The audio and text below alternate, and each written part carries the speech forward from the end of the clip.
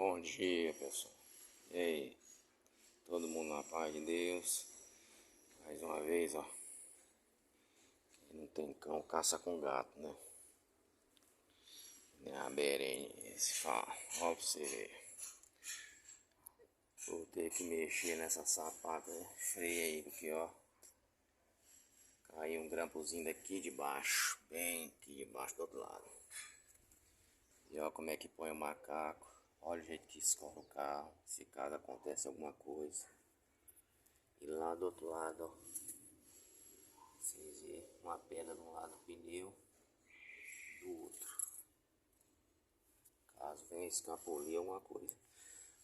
A marcha tá na primeira marcha e o freio de mão tá puxado. Ó, ó. Viu? Não roda, ó.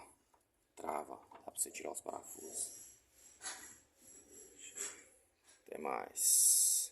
Deixa eu continuar. Olha aí, pessoal. Vizinha lá no lugar. Olha como é que é dentro aí. A sapata, freio.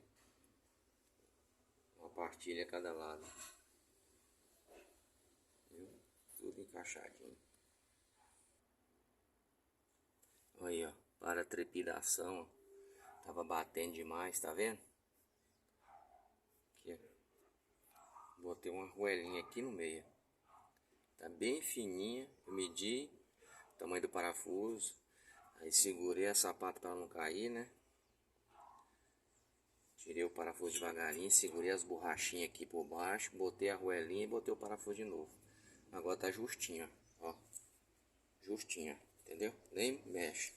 É só apertar de novo e deixar quieto. Acabou.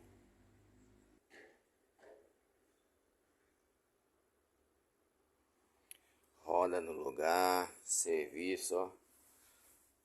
Feito, bonitinho, tudo arrumadinho, entendeu? Tem um conhecimentozinho, né? A gente aplica.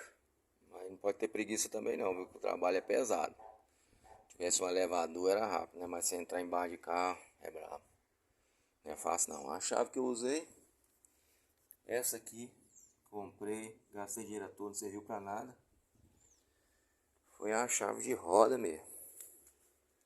Chave de roda do carro. Arranquei a sapata por inteiro, né? Por incrível que pareça, só tem uma aqui, ó. É duas agora. Valeu, obrigado. Fica todos com Deus. Bom dia, boa sorte pra todo mundo. Deus abençoe. Puxar uns ferros agora também, né? Que ninguém é de ferro, né? Ficar fortinho, musculoso. Igual o gostosão aí, ó. Das gatas.